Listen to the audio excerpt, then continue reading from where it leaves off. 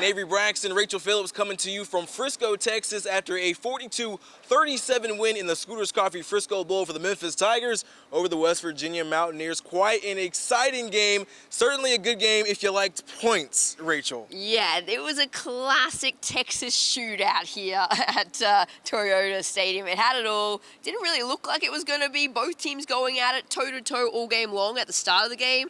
But by the end of it, boy, it was an absolute shootout. Memphis obviously getting the win, their 11th of the season. Just a massive, massive achievement for the Tigers. Yeah, only the second time in the program's 109-year history that they've won at least 11 games. The only other time was in 2019 when they won 12 games and went to the Cotton Bowl that year. Ryan Silverfield as a head coach, now 4-0 in bowl games where he is the full-on head coach, obviously 2019 notwithstanding, but absolutely a phenomenal win. We had a chance to hear from the guys afterwards, and I would say they're pretty happy to get win number 11 on the season. Let's go. Let's go. Big dog. Big dog. Let's go. Dubs, man. Dubs. Pull away from his grave. Let's go. Going out on top, baby. Going out on top. The character of these young men, the standards and the culture that they set, it showed up tonight on national television, and all the credit goes to them for everything they've done. Look, they made history tonight, and I couldn't be happier. They're bowl champions. They get to go home with that trophy. It's all about winning games. That's what our sport's about. So just to be able to come out of here with a win, I feel like that's been it's really big for our seniors just to send them out the right way, and so we're just really excited to be able to get it done. Yeah, Rachel, we both got our own angle of the cold brew coffee bath. I gotta say, Coach Silverfield definitely wearing the coffee in the post-game press conference. Got a couple of whiffs of it. Where does that rank for you in terms of what you've seen in terms of bowl celebrations and coffee baths and coffee dunks? Well, I am now also drenched with coffee because I was right there as it all was happening. I was like, oh no, I'm about to get soaked. Yeah, you had the head-on angle. I had the reverse angle. Yeah, my jeans are now wet with coffee, but it smelled pretty good, so it was fun. He obviously had a great reaction to it. It was pretty funny to watch him. It seemed like he was actually surprised, even though he knew it was going to happen. He had to know it was coming. Yeah, but it took a while. Like, they were kind of already, he'd already hugged a few players. He hadn't even found the opposing head coach yet to shake his hand before it happened, so it all kind of came out of nowhere, and then all of a sudden he was dunked with a gigantic coffee of cold brew right on top of him, and pretty funny to watch. Yeah, I'm following right behind Greg Rubin. I didn't see who the other player was that had the other side of the cup, but they're like zipping and running through the crowd. They're ducking behind people. They're running into the back of their teammates, trying to get to Ryan so they can dunk him with this coffee bath. It was absolutely hilarious. He had a pretty good reaction as far as how he felt about getting dunked with iced coffee. I appreciate Frisco weather because it's about 62. It was great. I was sweating under this thing already, so it was actually refreshing.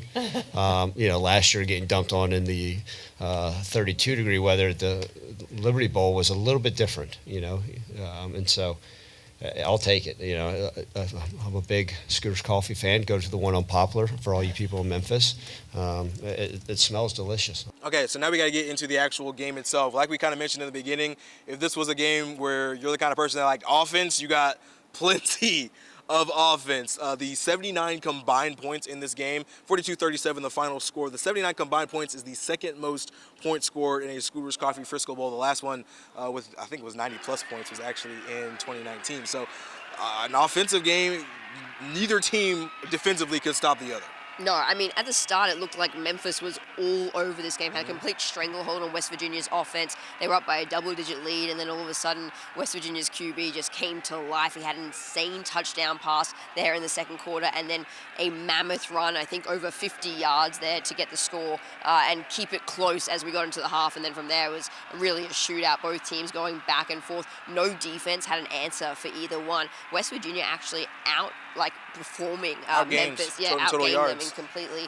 Over 500 yards, and then Memphis just shy of that, I think about 475 yards total. So Memphis really did enough when it counted in the end. Both teams, though, super clinical in the red zone. Memphis going 5 from 5 for red zone points, and then West Virginia going 3 from 3. So both of them really efficient there in the red zone, and it was just Memphis who was able to close it out, even though it was a little hairy there on several different occasions, but Memphis getting it done in the end. Yeah, I think what we we really liked in this game was that we've seen Memphis not close games like this before. We've seen them get up by double digits.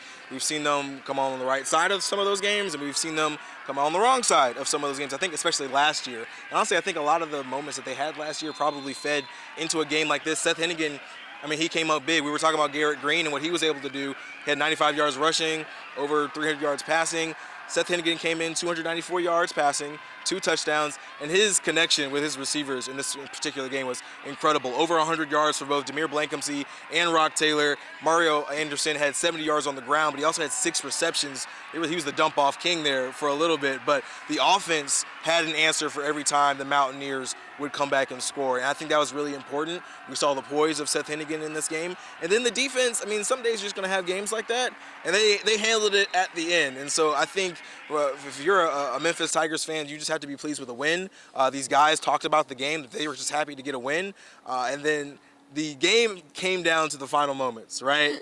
So let's talk through this. Memphis ends up kicking the field goal, trying to bleed the clock, which they really should have never had to, probably, shouldn't have been in in the that first situation. place. Shouldn't have been Mario in that Anderson situation. Jr. had the ball, chose to go out on the sideline, stop the clock instead of just trying to stay in bounds and let the clock run. And so that meant that they couldn't use their timeouts, and they had to then eventually either decide to go for it on 4th and 3 or to kick a field goal. They chose to go for a field goal, which was about a 50-yard attempt. Tristan Vandenberg has a massive boot on him. Had the distance. Yeah, had the distance, just not quite the angle.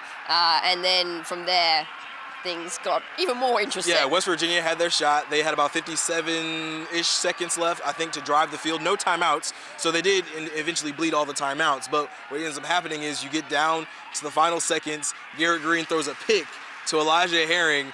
That would seal the game. Literally would seal the game. The game's over. Just fall. But instead, Elijah Herring tries to play hero. I don't know what he's trying to do. I don't know there's no hero to play. The game is over. He fumbles the football, and you're thinking West Virginia lands on it, and you're thinking, oh crap, West Virginia's going to get one more shot at this. 8 seconds left on the clock. 8 seconds left on the clock. The call is overturned. They say Elijah Herring was giving himself up and thus was down, and so Memphis is able to kneel it out and eventually win the game. So we got a really funny reaction from Ryan Silverfield on what he was thinking as Elijah Herring was doing whatever it was he was doing. I was sitting there thinking if I ran on the field and tackled him, it would be worth the 15-yard penalty to get him to go down, because I was sitting there screaming and yelling, and I think we all were. And I was like, well, I'm going to go get a 15-yard penalty for spearing my own player, being on sports are not top 10, but would have probably saved me the heart attack or whatever happened to me in the meantime when I saw that ball come out. We, as these guys well know, we try to show every scenario and talk about it, and we talk about owning the football and all these other fun things that go. But look, he's such an athlete. I knew his knee went down. I was totally confident. But yeah, look, at the end of the day, I was like, gosh darn, not another replay. I don't know if I could take it, but we were down, and so be it, and all positive. So an incredible win, obviously, and a hilarious moment there for Ryan Silverfield talking about the end of that game. But I think we have to talk about the quarterback for the Tigers. Seth Henigan puts a cap on an absolutely incredible career. He is now the tied for first for the all-time leading touchdown passer in AAC history. He has eclipsed 14,000 yards, which makes him where? That makes him in the top 15 in NCAA history and the only quarterback in the American Conference to have done so. Incredible. Just what he's been able to do for this program, I think, cannot be understated in any way, shape, form, or fashion, because he has been the Memphis Tiger for the last 4 years. We've chronicled his career. Obviously, came in as a freshman and has started every game since then. And what he's been able to do here probably will not be duplicated ever again. No, it's just an incredible story that he's had here at Memphis. And I think first and foremost, the reason why it'll potentially will never be done again is because we're just not seeing quarterbacks or players, for that matter, stay 4 years at the same school. He had his choice to leave. He chose to stay to finish his career here with the Tigers, the program that recruited him to stay with Ryan and believe in this place in the Memphis Tigers. And he did just that. You mentioned those records that he broke and tied tonight, but really he holds all of the records for Memphis in regards to offense. He's got the most complete completions. He's got the most passing yards. He's got the most touchdowns for Memphis. He truly will just go down as a legend. And I mean, Chandler Martin was joking around saying, we need to get this man a statue. Yeah, we don't know which number we'd be able to retire because No. he's got a different number every single year. So the only option, it sounds like, is to build the statue. We got a chance to hear from Seth just about the career that he's had, being able to not only finish as a Memphis Tiger, but also be near his hometown. Having stayed at the same university 4 years, I mean, I hope that's a testament about who I am and about who the people around me are. To finish, 10-3 last year and then 11-2 this year, that's pretty good. So I'll take that wherever I'm at on a football team. Obviously, I want to win even more than that, but I mean that's the past now. So I wear that on my shoulders, but my career is over now. So it's kind of sappy, but we got out of here with the win today, and I'm happy. You know what I'm saying? Look, there'll never be another Seth Henigan, and that's okay. One day hopefully, well, I don't know, he's worn 4 different numbers. One of those numbers may be hanging outside of our stadium. I'll certainly fight and push for that, but it's been a privilege. I think coaches sometimes think that it's all about that. Hell no, it's all about these guys. And it's been an absolute honor and privilege to coach Seth. And, man, what a tremendous young man he's been, and a testament to him and what he's meant to this program. I think if you sit there and say, okay, hey, let's create one person that you want to represent your program for 4 straight years. And in this day and age of college football, like we talked about, for him to stay loyal to this place, he's a rare breed. But, man, he's a damn champion, and that's a great thing. Yeah, we may not see another one like Seth Henigan, and we may not see another season like we've had with the Memphis Tigers. They finished the year 11-2, which is, again, we mentioned it kind of earlier, the second time they've won that many games. 21 wins in the last 2 years. Rachel, in your opinion, where does this kind of rank in terms of what the program, what it means for the program? Yeah, I think it's massive. Obviously, all of those wins, and you got to remember that this is the second straight win against a power conference team in a bowl game as well. Their third win against a power conference team in the last 2 seasons. That's just massive for a program and for a city that is considered a basketball city, and not to have a football team, really.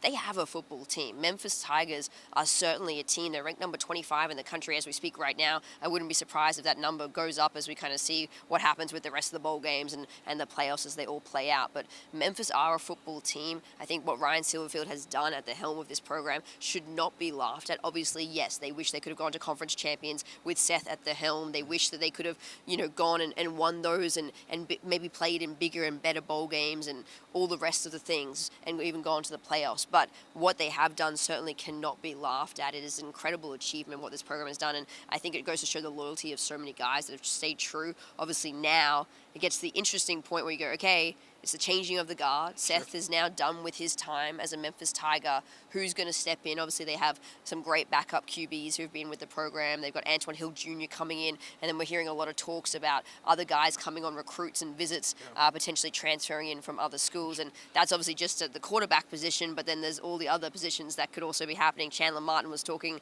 post-game about his future, and he was saying he's going to go home and speak with his family and pray on it as to what he's going to do. So it's an incredible achievement for what Memphis has, and it's hard to know what's going to happen from here on out. But one thing's for certain, if Ryan is still at the helm, which it seems almost likely that he definitely is. He's definitely getting at least another year. He got an extension this year. And hopefully he chooses to stay, which it seems like he is. Then this team has the opportunity to continue to have the success that it's having. Yeah, I think this is one of those deals where you gotta be where your feet are, right? And Chandler Martin actually talked about that in the press conference today. But I think if you're a Memphis Tigers fan, it's okay to want more, but I think you really have to appreciate what's been able to happen over the last couple of years. I know there's going to be some Tigers fans that they've seen the 5-7 seasons, they've seen the 6-6 seasons. So to win 21 games in 2 years, to your point, to have the Power 4 conference wins, I think says so much about where the program is right now. When we talked to Ryan Silverfield earlier this week, Ryan talked about, hey, a win over another Big 12 team for the second year in a row just says something about belonging. And I think what Memphis has proven is that they can hang with some of these Power 4 conference schools. You beat Florida State in Tallahassee. You get Iowa State basically at home in a bowl game in Memphis. And then you have this win down here. I think it says a ton about what he's been able to do. It was really cool to hear Seth kind of talk about Ryan Silverfield being a guy that he trusts. and so many of these players trust.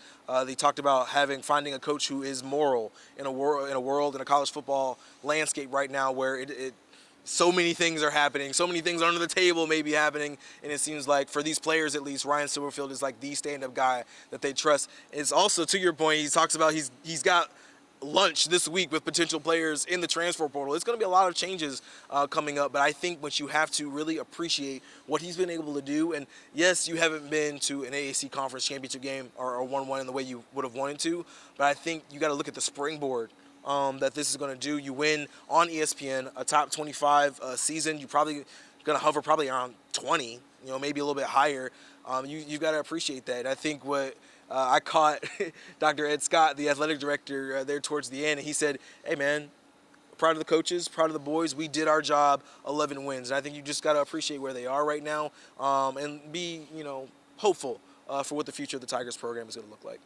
No, most certainly. Definitely an exciting chapter still ahead for Memphis football, but this season now officially comes to an end from Frisco, Texas. Memphis getting the win in the Scooters Coffee Frisco Bowl here in Frisco, Texas. That'll do it for us here in Frisco. Thanks for tuning in, and we'll see you back on the 24th floor on Thursday.